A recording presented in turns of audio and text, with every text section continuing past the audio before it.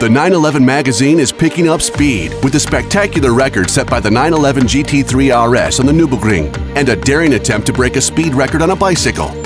The feisty Porsche race car driver Christina Nelson talks about her relationship with speed. We also take a look at the high-speed art of Eric Strenger and highlight an extremely rare Porsche, the 911 GT1 Evolution. The action starts at the Nürburgring Nordschleife. Wenn ein Fahrzeug in der Nordschleife seine Feuertaufe besteht, dann heißt das eigentlich, das Fahrzeug das besteht auf jeder Rennstrecke. An der Nordschleife gibt es Passagen, die sind einzigartig. Auf den 20 Kilometer verteilt gibt es eigentlich alles, was ein Fahrzeug in der freien Wildbahn erleben kann. Man merkt dem Auto an, dass es von Anfang an auf der Nordschleife entwickelt wurde. Die Balance ist bei dem Auto extrem gut zwischen Grip und Leistung, sehr schön ausbalanciert. Die wesentlichen Unterschiede zum Vorgänger sind Fahrwerk, Reifen, Aerodynamik, Motor, Abstimmung im Getriebe. Nur kleine Komponenten, aber im Großen und Ganzen bringt es dann 24 Sekunden. Insgesamt das größte Problem war, den Termin an der Nordschleife zu bekommen. Da hat uns Gott sei Dank dann GM aus Amerika unter die Arme gegriffen und hat uns da eine Stunde von ihrem Slot abgegeben. Bei so einer Rekordfahrt, die Jungs machen das Auto fertig, man sitzt schon im Auto, die Räder kommen drauf und der Jan oder der Holger stehen vor dem Auto und sagen, okay, geht los, viel Erfolg. Und dann ist eben diese eine Runde, die dann eben passen muss.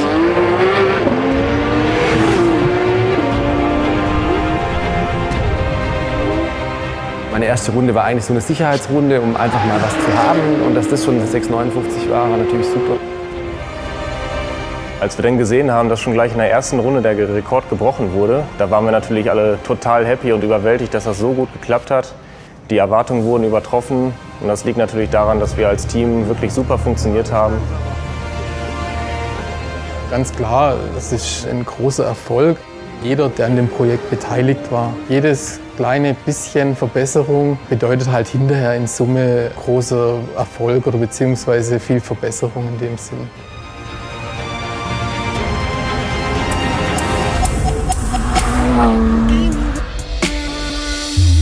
He wanted to ride a bicycle faster than anyone else in the world. So in 1978, Jean-Claude Rude made a spectacular attempt to set a new record. The French cyclist wanted to reach a speed of more than 240 kilometers per hour, faster than what most cars were capable of at that time. He was assisted by fellow Frenchman Henri Pescarolo, a four-time Le Mans champion who had entered the race a record number of times.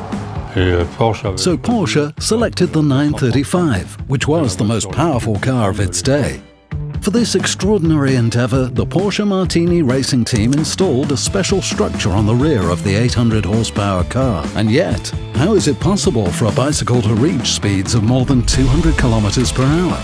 A large sprocket provided the transmission ratio necessary to accelerate the wheel, one rotation for a distance of 27 meters, and Rude used it to ride right behind the Porsche and benefit from its slipstream. A roller on the rear bumper was designed to prevent Rude from falling if his bicycle came into contact with the car. This also made it quite a challenge for Henri Pescarolo. If I'd made a big enough mistake or accelerated the car too quickly, Jean-Claude would no longer have been sheltered from the wind at 200 kilometers per hour and would have been mincemeat. I had his life in my hands. C'était la vie de Jean-Claude Rude que je contrôlais. The big day came on August 23, 1978, and the unusual tandem started their attempt at a world record on the Volkswagen test course in Ira-les-Cygnes. But at 170 kilometers per hour, there was an accident. Rude's rear tire blew out and blocked the wheel. He was sliding on the rear wheel like a skier and managed to keep the bike under control until it stopped. The 23-year-old was very fortunate not to fall. Jean-Claude Rude did not end up breaking the record. What remains is the memory of an extraordinary attempt and the knowledge that a Porsche 935 can do so much more than win races.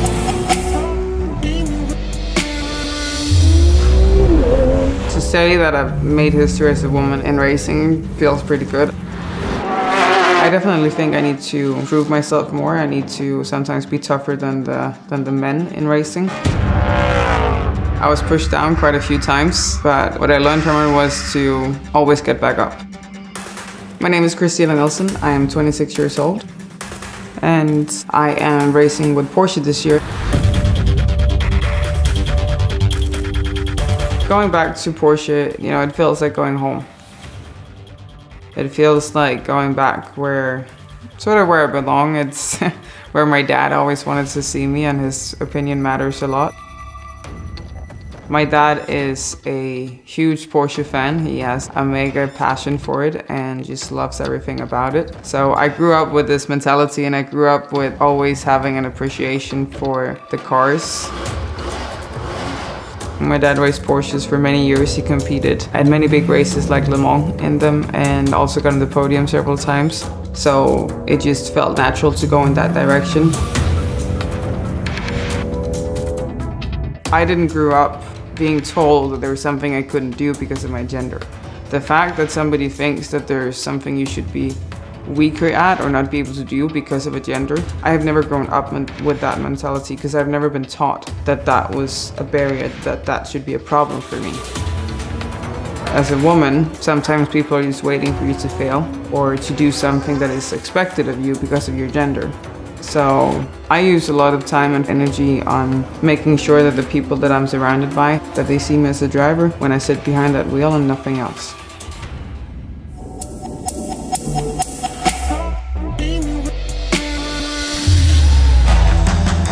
Erich Strenger's posters are valuable collector's items. A graphic designer based in Stuttgart, Strenger shaped an entire era of advertising design at Porsche. In 1951, he was commissioned to raise the profile of the Porsche brand around the world with large, colorful racing posters. The motto in those days was, "Win on Sunday, sell on Monday." Strenger's avant-garde style transitioned from a sober realism to the vibrantly trendy and sometimes abstract work he is known for today. His clear, straightforward lines and typography became his artistic trademark and continued to perform in the customer magazine Christophorus, which he designed from the outset.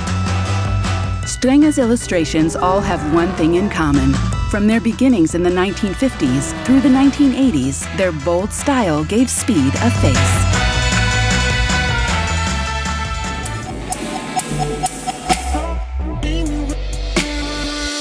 Rare racing power for the road. The Porsche 911 GT1 Evolution.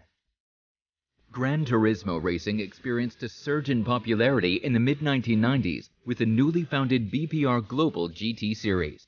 To join this top-level class, Porsche developed the 911 GT1. It was produced in 3 versions from 1996 to 1998. This also led to the development of a few road-legal versions, such as the 911 GT1 Evolution made in 1997. The car had 544 horsepower, a peak speed of 310 km per hour, and a price tag of more than 1.5 million German marks.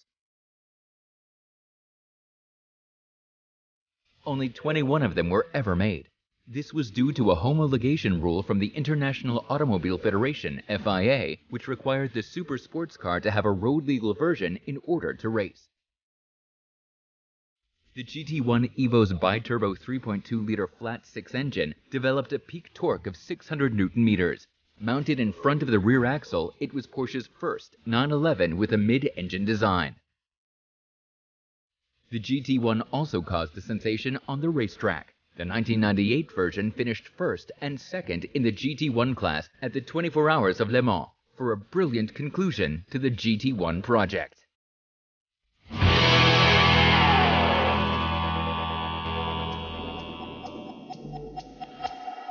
So sometimes over the phone, I'm like, "Hey manager, you think I can speak to my dad now?" And he's like, "Sure, let me go ahead and get him." And he'll like get off the phone and get back on the phone and be like, "Hey honey, how was your day?"